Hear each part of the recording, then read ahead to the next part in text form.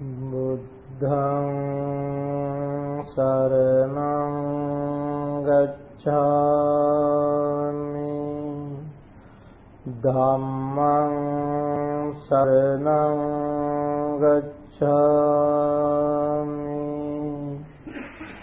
Sanghaṃ saraṇaṃ gacchāmi.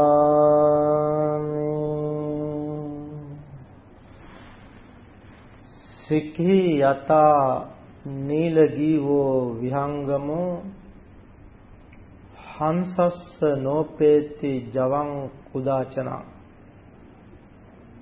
Buddha compared two birds, peacock and swan, in comparison to layperson and the muni, the recluse, the monk. Buddha said, peacock is beautiful with its feathers, its neck, blue neck. With this, the peacock is beautiful, and the swan is not that beautiful. So, in comparison to their speed, peacock cannot fly that fast, so it's beautiful. But the swan can fly fast. The peacock is the layperson, swan is the monk. In comparison to these two, the Buddha said the monk's journey is faster than layperson. It's clear. Friends, I am glad to be here with you today, to see you all today with Bhante T.Seelananda from Indonesia. Few minutes ago, I met Bhante T.Seelananda. This is first time in my life. So I am very happy to see this Bhante also. He is with me today. So we all are here to listen to the Dhamma. Dhamma is a different thing. Dhamma is the word of the Buddha. This Dhamma was well expounded by the Buddha. We are so fortunate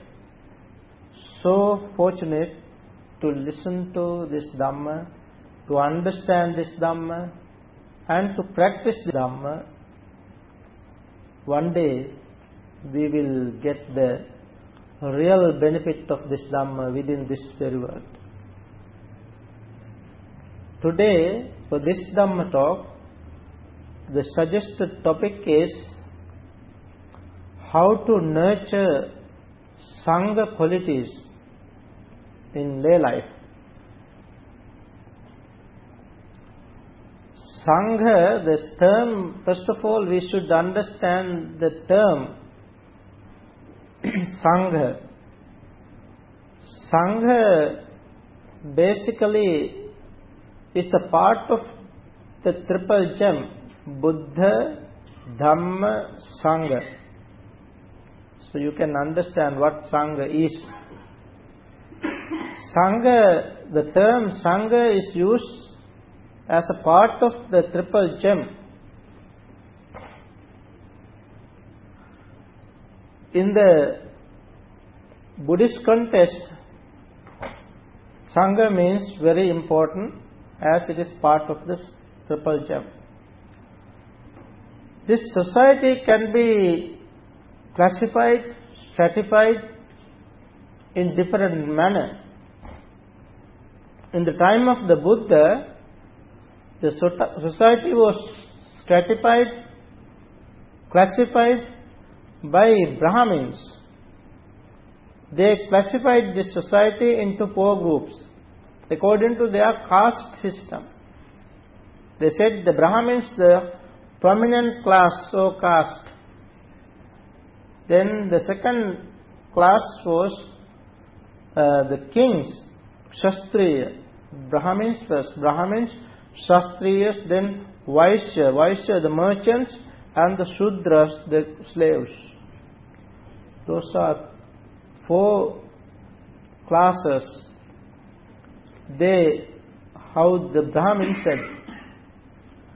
According to the Buddha's teaching, the Buddha has pointed out that in this society there are two levels according to the spirituality. Bhikkhu, the monastic, or the lay persons. Those are the two. Again, the bhikkhu, monastic are twofold, bhikkhu and bhikkhuni. Then the lay society, the upasaka and upasaka. Buddha never used the sangha, the term sangha for lay persons.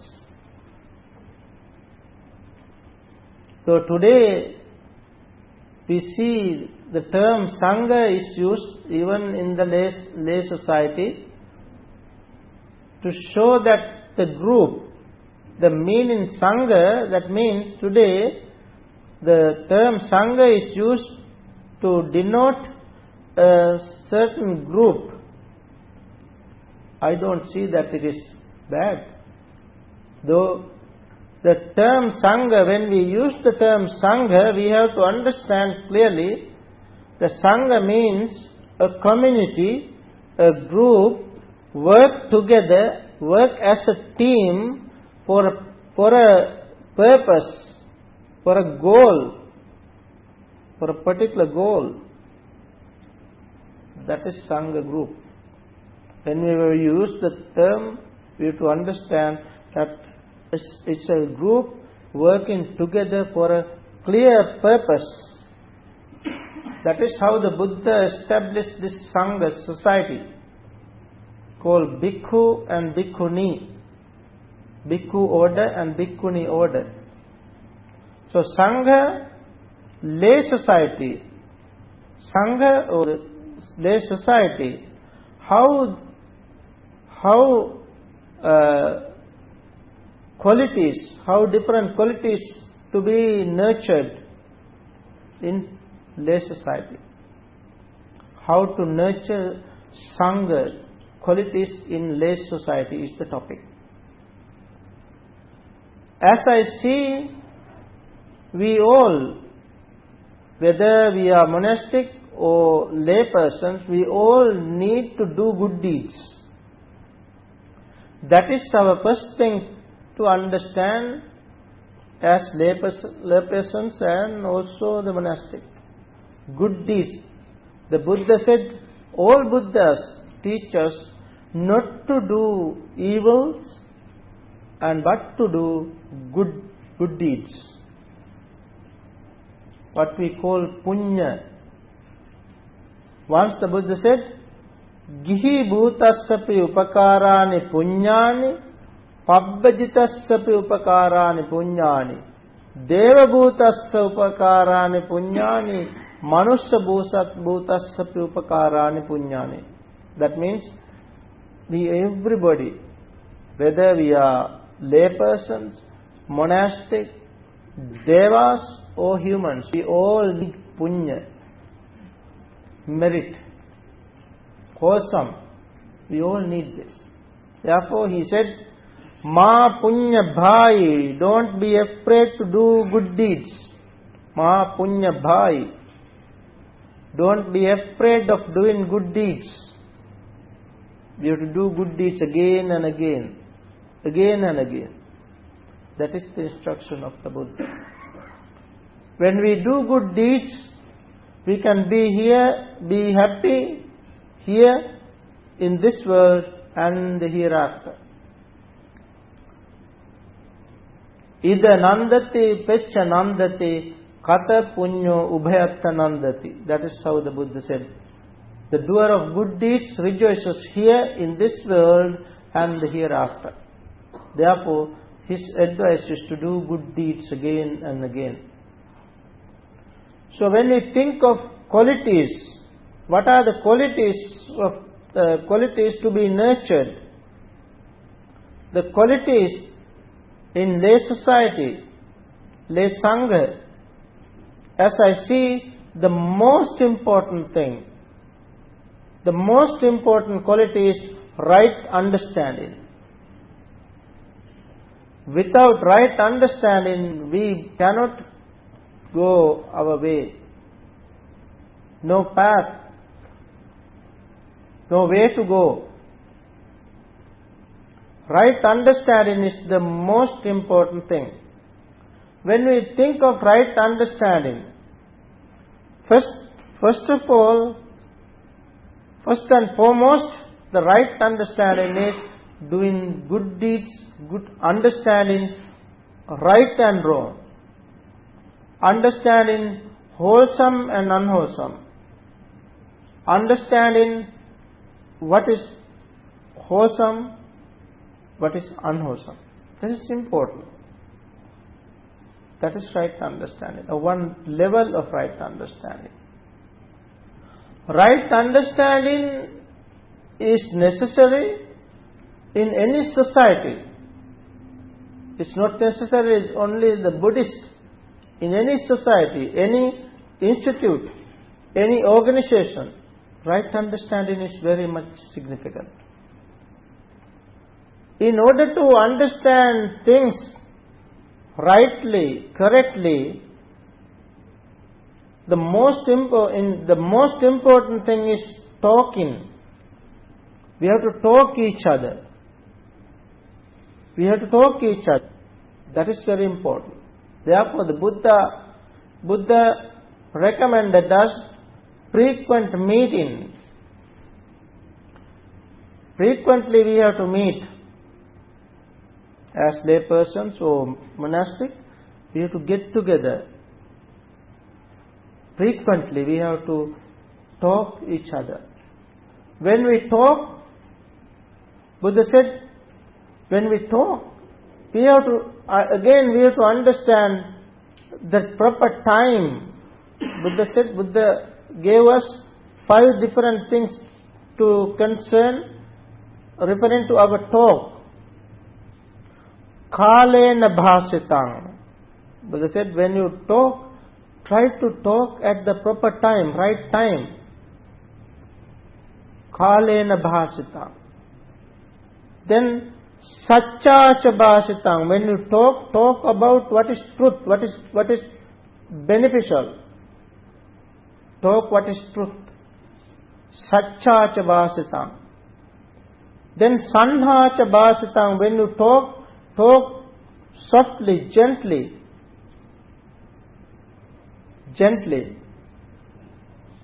Kalena bhasitang, Satchacha bhasitang, Sanhacha bhasitang. Then after Sanghitena bhasitang, talk something beneficial, something meaningful. Then Metta Chittena bhasitang, talk with metta thought. These are the 5 things to be concerned when we talk. So when the Buddha said frequent meeting is an undefeated factor, there are 7 undefeated factors. According to the Mahaparinibbana Sutta, Buddha pointed out 7 undefeated factors. Of the 7, the first thing is frequent meeting. Secondly, the Buddha said, when you meet with concord, harmony, concord, and talk, harmony. And also, when you dispatch, end your talk, end your meeting, end your work with harmony. These are very important. These are very important factors to cultivate. So, right understanding is the first thing. Right understanding is accomplished with right understanding, right intention, right speech, and right mindfulness. These 4 are like four shapes, square, like. We have to understand these four with right understanding. When we talk about right understanding, when we are practicing, when we are understanding right things, right understanding, we need to understand. Without right thinking, we cannot understand rightly, correctly. Then when we speak, we have to practice, we have to understand, we have to conceptualize. Without conceptualize, no right words coming. Therefore, right understanding is depend on right intention and right speech as well. For this purpose, it is necessary right mindfulness as well. Therefore, right understanding depends on right intention, word and mindfulness as well. So when we talk about right intention, we talk right intention, but there is wrong intention as well.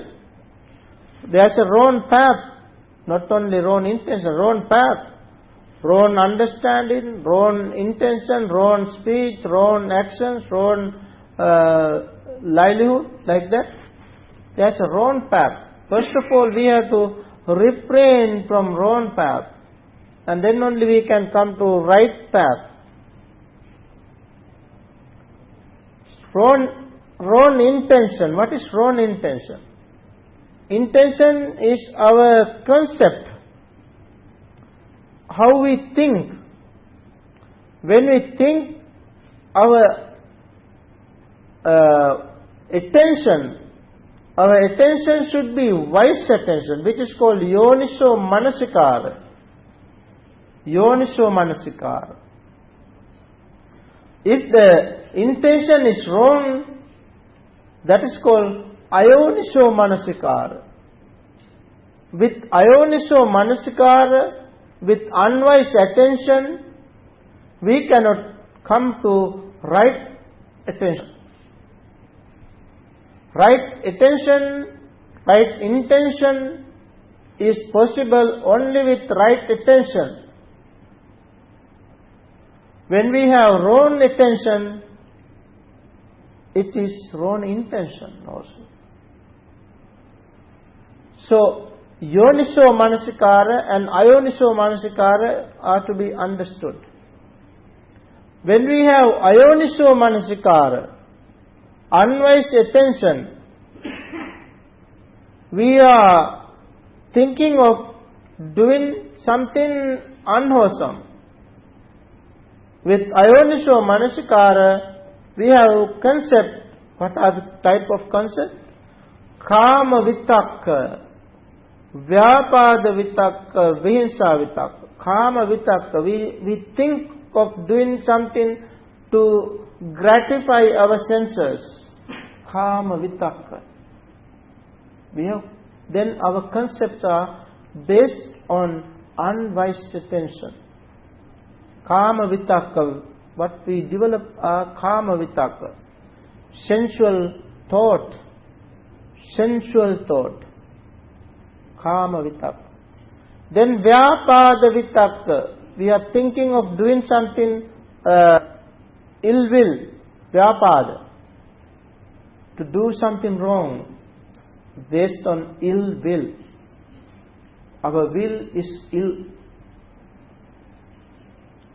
Then vihinsa vitakka, to do something cruelty. Those are because of our wrong or unwise attention. We should have wise attention. That is called yoniso manasikara, wise attention. With wise attention, we start to think properly, rightly, correctly, because our understanding is right. If our understanding is wrong, definitely our attention, intention are wrong. That is why, friends, I said the most important thing is right understanding. Samma Ditti. That is the first factor of the path. The most important factor of the path. We are following the Buddha's path. Buddha's path is nothing but this middle path, the Noble Eightfold Path. So when we have right intention, we think of doing something good. What are the type of things to be done? What is called good intention, right intention. We think to share things with others, to give others, to offer the virtuous one. These are good thoughts, called Nekkamma Sankappa. Nekkamma is to give up, rather hoarding, abandon. Nekkamma Sankappa. Renunciation, thought of renunciation. Nekkamma Sankappa. Then Avyapada Sankappa, non-ill will, concept of non-ill will, rather ill will, non-ill will, which is metta, loving thoughts, goodwill, loving friendliness, thought of loving friendliness, metta. Then non-cruelty,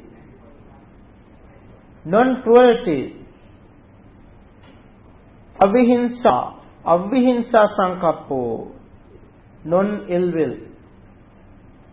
We never do harm to others, other beings, even an ant. We never harm. Such thoughts, right intention. When we have right understanding, right intention, then we put this into word, which is called right speech, verbalize. We conceptualize, what we conceptualize is verbalize. When we verbalize it, we talk about good thing, right thing. We refrain from wrong thing, wrong talk. Wrong talk means, first and foremost, refrain from false speech. Refraining from false speech is very much important for our practice. Once the Buddha said, if one breaks this one precept, one can do anything wrong. Why? You can do anything wrong and say, no, I did not do. Natti papang akaryang, that is the Buddha said, that is what the Buddha said. Natti papang akaryang, those who break this precept, for such people, there is nothing that they cannot do, unbeneficial, unwholesome. He or she can do anything wrong. So, the Buddha, referring to this precept, refraining from false speech, telling lies, whatever, whether it is white lies, some people say white lie. No such thing to call white lies. Lies are always black. No white lies. So, referring to this, the Buddha once heard that his son Rahula, the novice Rahula, he was a sort of little liar, telling lies. So Buddha went to meet him. When he went to meet him, it is the tradition in India that a basin full of water is kept in front of the door to wash one's feet. When the Buddha went there, the basin full of water was there. Buddha washed his feet and let little water in the basin. And then Buddha showed this to Rahula. Rahula, see. Buddha said, Rahula, see. There is only little water in the basin. Just like that, the person who tells lies, his virtue is like this, very little. Then the Buddha threw this water away and said, see Rahula, the water, thrown water. Just like that, the person who tells lies, his virtue is like that, something thrown away. Again, Buddha kept the basin upside down and said, see, this is like the person who tells lies, his life, his virtue, his life is something like upside down. So in this manner, the Buddha taught him the lesson, this little one, when he was around 7 years. Buddha taught this lesson to him and said, do not tell lies even for a fun. Even for a fun. So that therefore we have to take this, and if we refrain from telling lies, refrain from false speech, what should we do? We have to talk what is truth, what is right, what is good, what is beneficial. That is what we have to do. So refrain from false speech, refrain from malicious talk, refrain from harsh speech, refrain from frivolous talk. This is what is called right speech. When you refrain from this, you have to do what is right. Refraining from false speech, you have to you have to talk what is right, what is truth. Refraining from malicious talk, divisive talk, we should talk to unite people. Then refrain from harsh speech, we have to talk what is good, what is gentle. Then refraining from frivolous talk, endless talking. Sometimes people get together, they start to talk with a very little subject. But perhaps hours and hours talk. At the end say, oh, where have we started?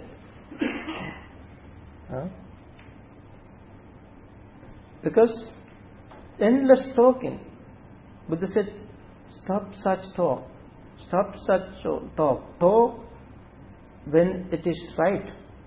Talk something beneficial for you. Something on Dhamma. Otherwise, just keep silent. Dhammiva kata ariyova tunhi bhava.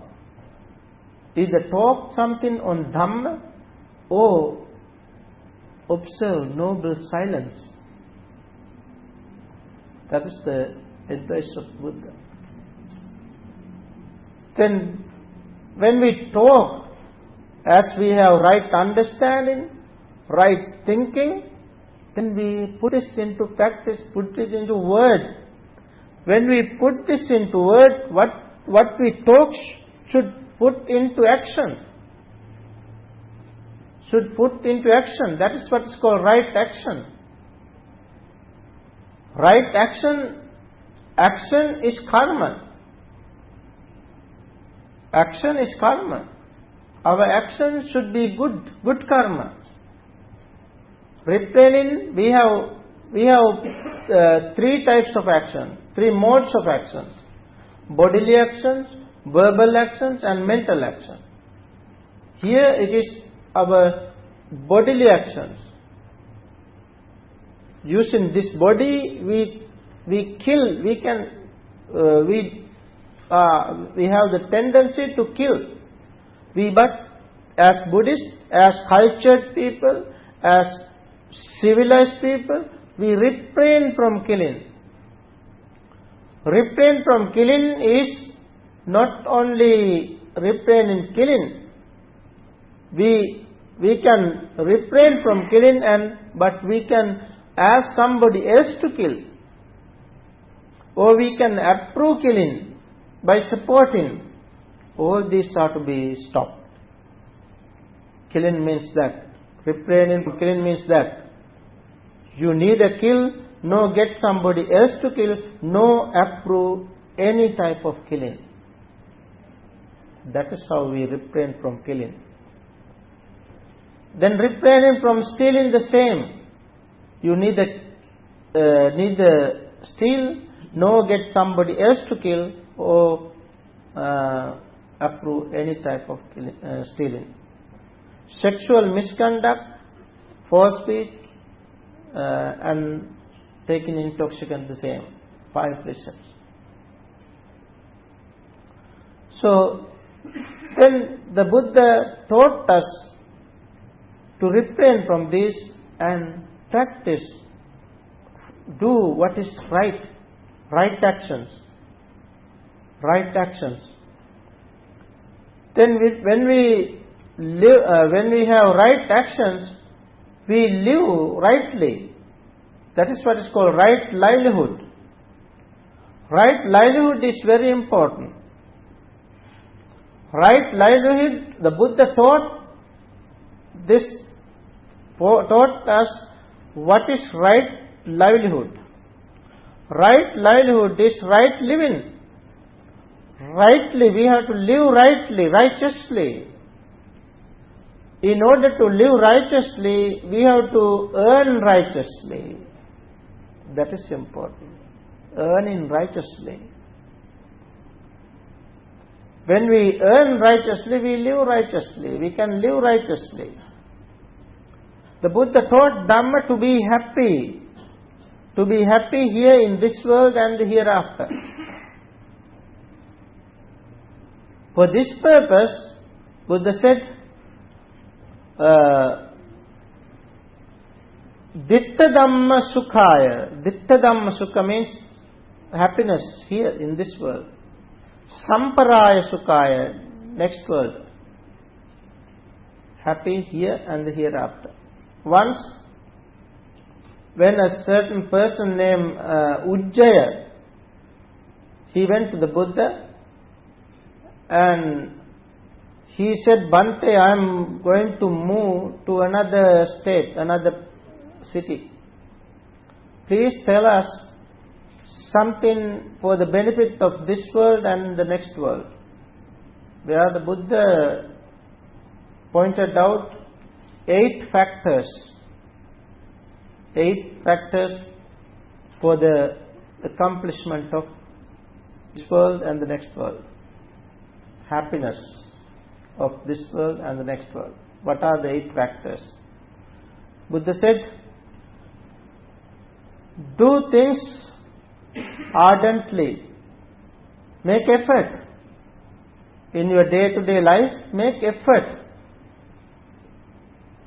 to do things properly. Utthana Sampada. Make effort to earn. When you earn, the Buddha said, earn 7 types of wealth. 7 types of wealth. Not only money. Money is not enough. We try to earn money. Money itself is not enough. Money cannot do everything. Buddha said, earn confidence. Saddha is a wealth. Saddha, what is Saddha? Saddha is confidence, conviction, trust. Trust in the Buddha. Trust in the Dhamma. Trust in the sangha. We trust Buddha, Dhamma, Sangha. That is our confidence. We have a confidence. That confidence is, we have confidence that Buddha is the matchless refuge. Dhamma is the matchless refuge. Sangha is the matchless refuge. That is our confidence. That is our Shraddha. It's a wealth. If you have Shraddha, that is a wealth. Saddha Dhanam. Secondly, Sila Dhanam. Sila, our virtue. If we have virtue, if we can refrain from doing unwholesome deeds, it's a virtue. Like 5 precepts. We can recollect this. We can contemplate on this sila. Whenever we think of our own sila, we can be happy. That itself is a wealth. Sila dhanam. Then hiri. Hiri is shame. Shame to do unwholesome deeds. We should have shame. We should be ashamed to do unwholesome deeds. Saddha dhanam, sila dhanam, hiri dhanam. Ottappa dhanam. Ottappa is fear. Fear of doing unwholesome deeds. That itself is a wealth. Then Sutta dhanam. Sutta means learning, listening Dhamma. Learning the Dhamma and listening the Dhamma. Sutta dhanam. Then the 6th is Chaga dhanam. Chaga means generosity. Practice generosity. If you are generous, that itself is a wealth. Then the last, Panya dhanam. Panya means wisdom. Wisdom itself is a wealth. So we have to earn this. Then our life is successful. Otherwise, simply earning money, earning material things, many different kinds of gadgets, thinking mine, that is how we earn. If we collect these things, if we hoard such things, eventually, one day, we have to leave behind even this body and go. Then no such qualities, no spirituality, nothing gain spiritually. That is why Buddha taught us to earn with effort. Utthana sampada.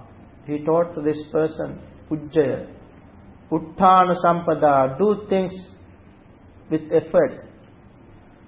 Earn wealth with effort. Earn money or this wealth when you are young. This is the teaching. When you are young, not when you are very old. Some people think that now still I am young, I have time. Still young, so they are not doing good deeds. But the Buddha's instructions is do things, earn when you are young. Secondly, Buddha said, protect what you earn. Arakha sampada. Protect what you earn without wasting your money, wasting your time, wasting your energy. Without wasting your energy. Protect it.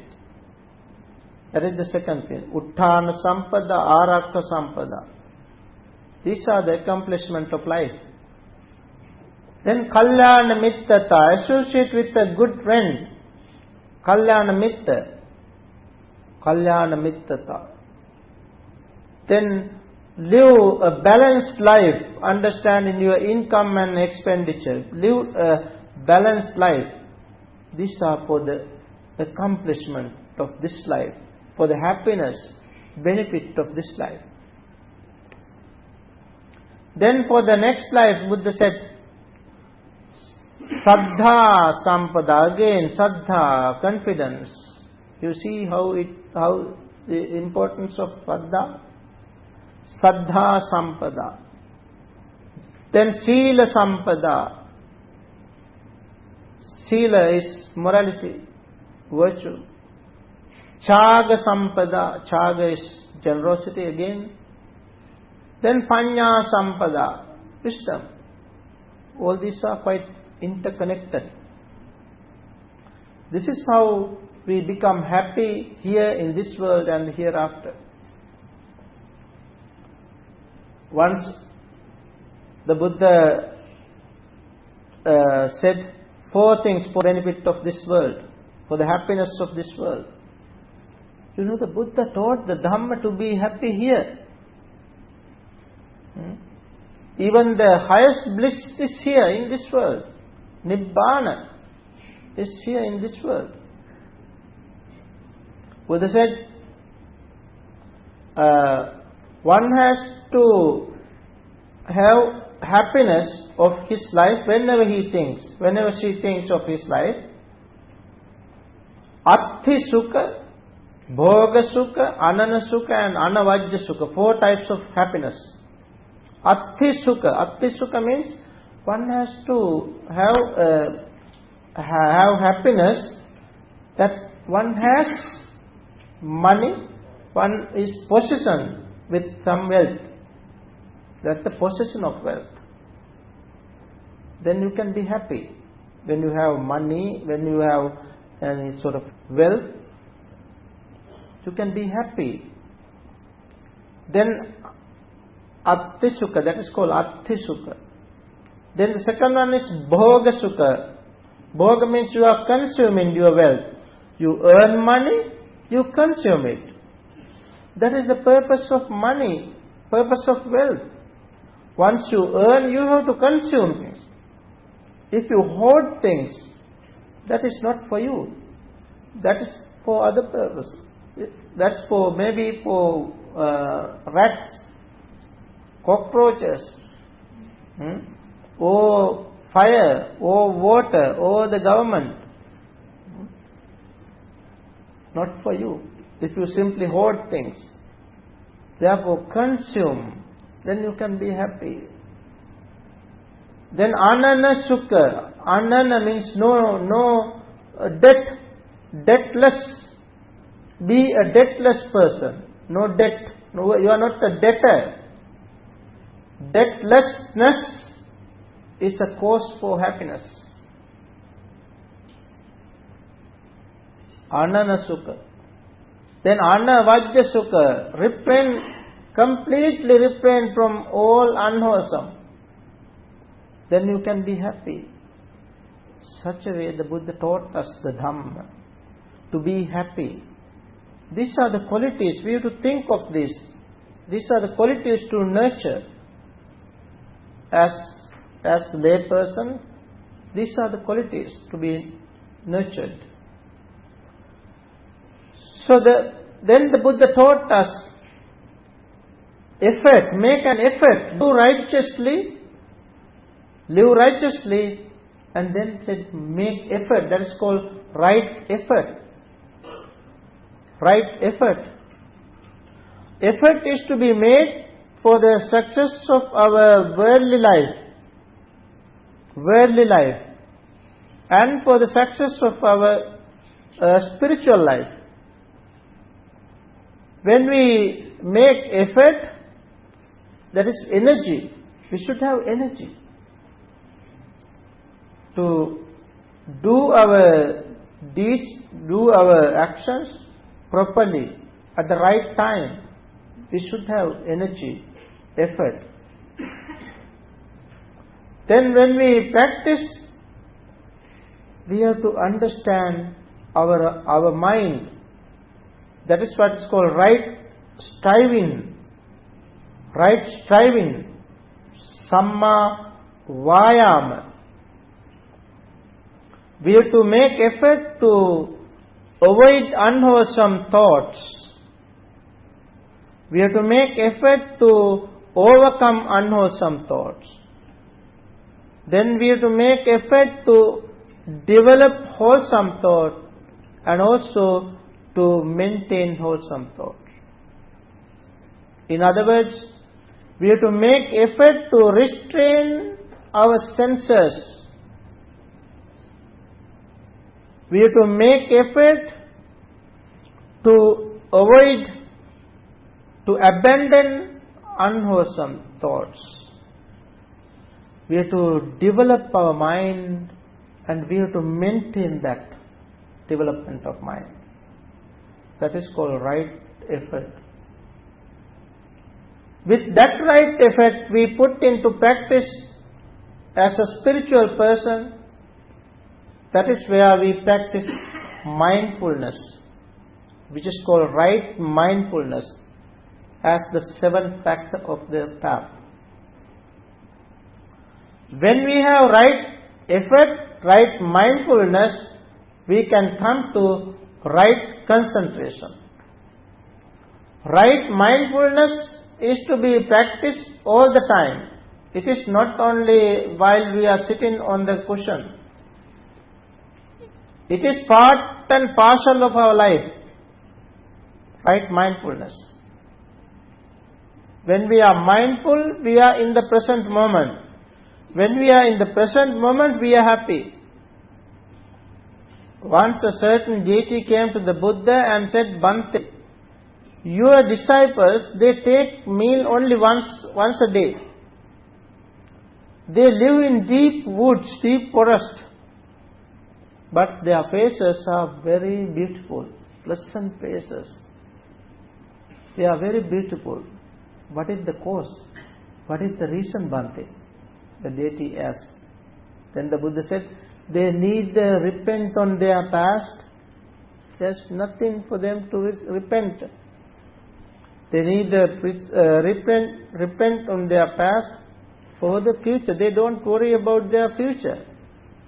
They do not build castle in the sky. They are not worrying about the past or the future, but live in the present moment. Buddha said, this is the secret. This is the cause for happiness. This is why their faces are beautiful. Pleasant face.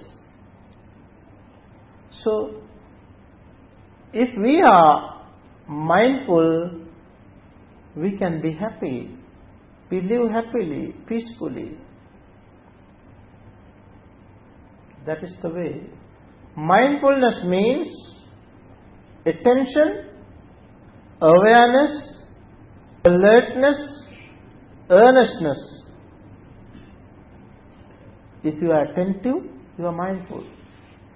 Like that. So, when we practice mindfulness, we have to have concentration as well. Concentration is called right concentration. Right concentration is possible with the support of the first 7 factors of the path. That is to be understood clearly. Without the support of first 7 factors of the path, no right concentration. Without right concentration, nobody can come to right knowledge and right liberation. So friends, this is how we have to understand this Dhamma. These are the qualities. These are the qualities to be nurtured, to be developed by all of us, so that we can understand this Dhamma, we can realize this Dhamma. One day we can attain supreme bliss of Nibbana. Even this practice, it is because of this practice, nurturing this Dhamma. So let's all understand this Dhamma. Let's all practice this Dhamma so that one day we can realize real peace, real happiness of Nibbana. May we all attain supreme bliss of Nibbana. Sadhu, sadhu, sadhu. Brothers and sisters, we are very fortunate to listen to Bhante's talk. on how to nurture all the noble eightfold path in the daily life. Now, both venerables will have to take their lunch, so let us be in a jolly position and pay respect by bowing 3 times. First bow. Second bow.